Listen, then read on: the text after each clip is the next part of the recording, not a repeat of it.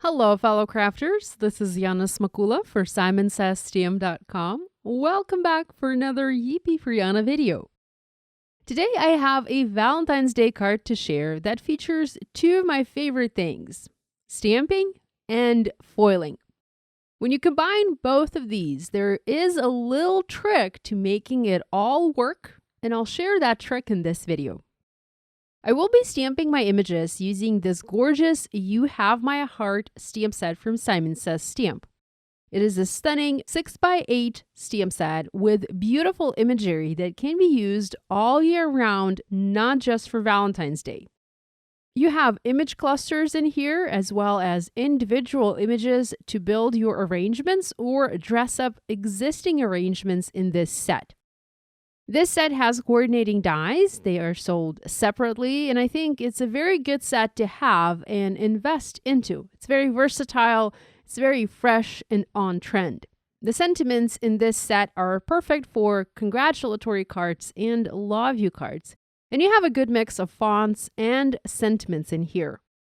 Now, while this set does have everything you'll need to make a card, I like to pull supplies from multiple sets from my projects, so I'm going to use a sentiment from a different set from Simon. This is Love Greetings Mix stamp set. This is also a large 6x8 stamp set with a multitude of beautiful sentiments for Valentine's Day, love, and affection.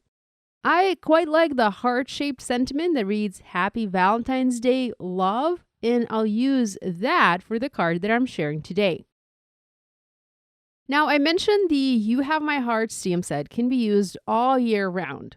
Here is a Christmas card I made just recently using the imagery from this set. I simply added some Christmas foiled accents to make this into a Christmas card, and I have a step-by-step photo tutorial for this project over on my blog. Here I use the Merry Everything sentiment from the Good Cheer stamp set from Kathy Zilski. Today's card is going to be somewhat similar, but it will be a Valentine's Day project.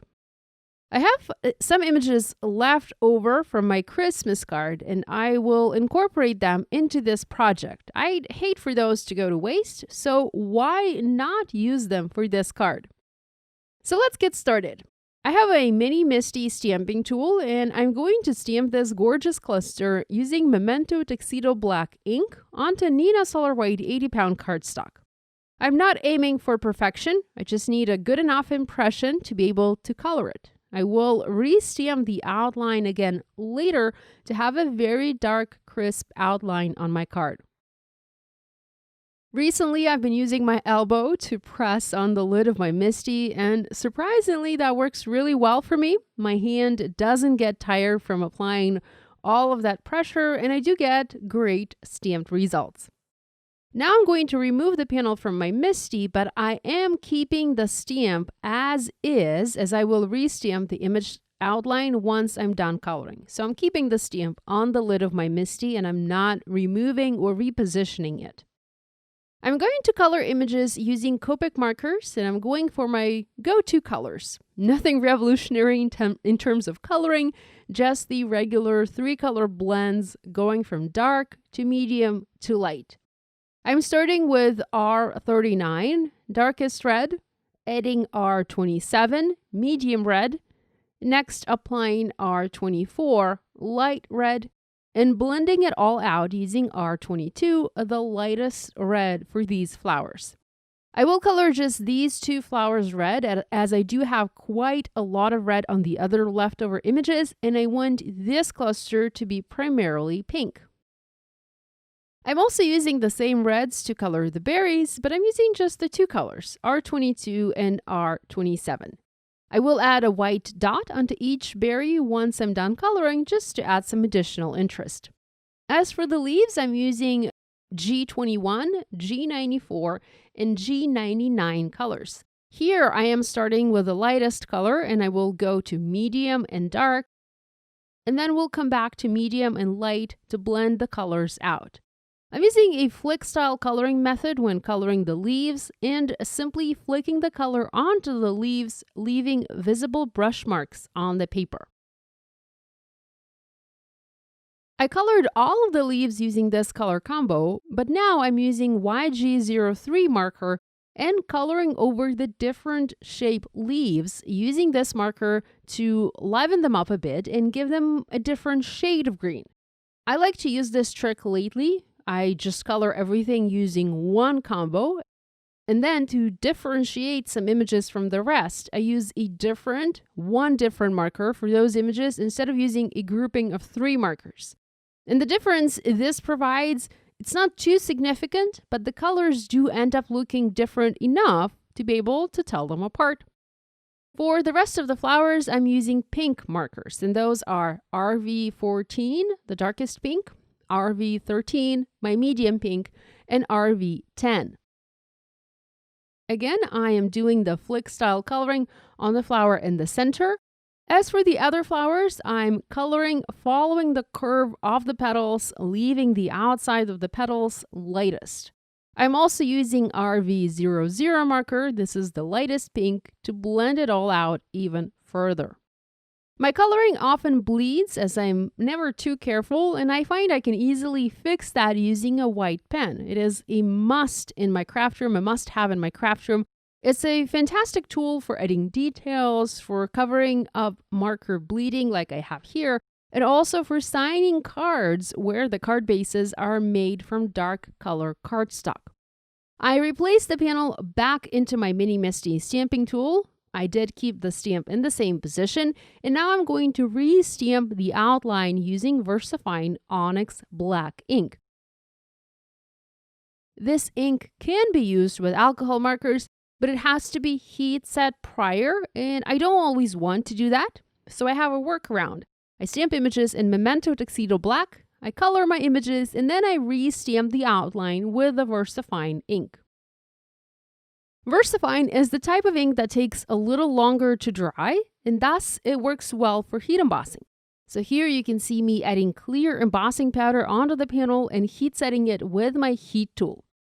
Adding the clear embossing powder is a neat trick because it adds a beautiful shine, it adds glossiness, and it makes the dark outline even darker. It adds to the contrast of the colored image.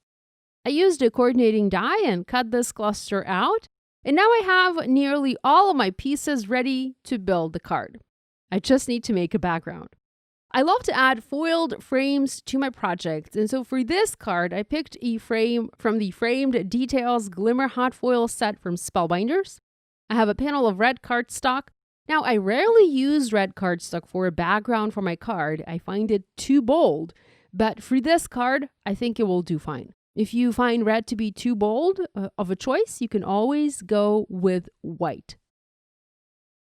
I have pre-planned my image placement. I also have my sentiment in the center. And before I move on, I want to take a photo of this placement with my phone so that I can easily recreate it once I've foiled the frame and embossed the sentiment. When you want to combine heat embossing and hot foiling, you need to be mindful of the order in which you do your techniques. Because heat embossing can be reactivated by heat, meaning if you heat emboss something and then reheat it, you can mess up your embossing. So you need to do all the other heating first, and in our case, that's foiling. Foiling requires heat, so foil first, then do the heat embossing. Here I have the Spellbinders Quick Trimmer. It's a handy tool to cut foil to size and also to minimize foil waste.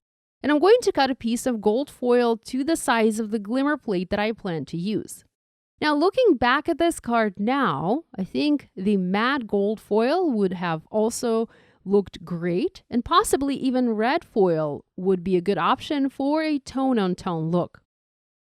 Having cut my foil to size, I used washi tape and temporarily attached the foil and glimmer plate to the panel.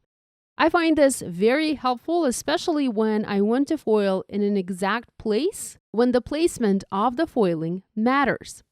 Here I have my glimmer hot foil system. I've added the panel with the glimmer plate and foil onto the glimmer. I added my plates and shims and pressed the timer button. It's going to flash for about 1 minute to allow the plate to get nice and hot. Now, if you follow my work, you know that I always add a paper shim to get better foiling results. But every machine is a little different, so you might not need to add a shim. If you've never foiled before, try foiling without the shim first. Now, I often get questions from people who are trying to foil for the first time, saying that they cannot get good results. And if you are one of them, if you are just learning the ropes of hot foiling, I will suggest trying various brand papers. Paper makes all the difference, and some papers foil well, while other papers always give me trouble. So test, test, test, and you'll get there, I promise. Just be patient and test various types of paper. And here we are, the frame foiled perfectly. I have just a hint of overfoiling, but I can easily take care of that using a dry paintbrush. You probably cannot even tell that I have overfoiling. It's very insignificant, but it is there. It's a little bit. Next, I cut the panel out using a rectangle die from Spellbinders. This is from the Essential Rectangles set, and this is the largest frame in that set. With the hot foiling done, I won't be adding any more foiling directly to this panel. We can now heat emboss our sentiment. I'm using a mini MISTI tool again and stamping the sentiment in clear embossing ink. I did prep the panel beforehand with anti-static powder to make sure my embossing will be nice and neat. I'm using white embossing powder to heat emboss the sentiment, and having applied the powder, I'm ready to heat set it with my heat tool. I now have some leftover anti-static powder on the panel, and I can remove it using a pencil eraser. You do need to give your panel a couple of seconds to cool off, and then go ahead and erase the powder. I am being careful not to go over the foiled areas, as the eraser can remove some of the foil. And our background panel is ready. I pulled up the photo on my phone, and I'm now using it as a reference to build my composition. I'm going to use foam adhesive squares to foam mount the images to lift them on the card. I love to add dimension to my projects, and I tend to use a lot of foam adhesive. My cards are rarely flat or one layer. Having adhered the flowers, I trimmed the excess off. And now I'm stamping a sub-sentiment for this card using VersaFine Onyx Black ink. Just like I did with the flower outlines, I'm going to heat set this with clear embossing ink to add some shine to the sentiment. Off camera, I went ahead and foiled several leaf branches using the glimmer plates from the Spellbinders Organic Foliage set. I foiled them in the same gold foil on red cardstock and cut them all out using a coordinating die. I want to add the foiled foliage behind the florals to dress up this card a little bit. I'm just going to play with the placement a little bit until I'm happy, and then I'll adhere the pieces in place with foam adhesive squares. As for the sentiment strip, at first I planned to have it positioned towards the bottom of the panel, but after I finished my card, it made more sense to overlap the heart sentiment in the middle, so I repositioned it. The foam adhesive I used allowed me to carefully reposition it without tearing the paper. I think I didn't press too hard, and that's why I was able to lift it up and re-adhere where I want it. I also added some gold sequins and even some white dots using my Jane Davenport and Sakura pens. These gave me different diameter dots on the paper. Now, if you don't make Valentine's Day cards, you can easily change up the theme of this project by using a different sentiment and making this into a birthday or congratulations card. That's it from me for today. I hope you found this video useful. If you make a card inspired by this video, we'd love it if you shared your project online and tagged us on social media. We always enjoy seeing what you make. Be sure to give this video a thumbs up and to subscribe to this channel if you haven't yet done so. Thanks so much for joining me today. Love you guys, and I'll see you next time.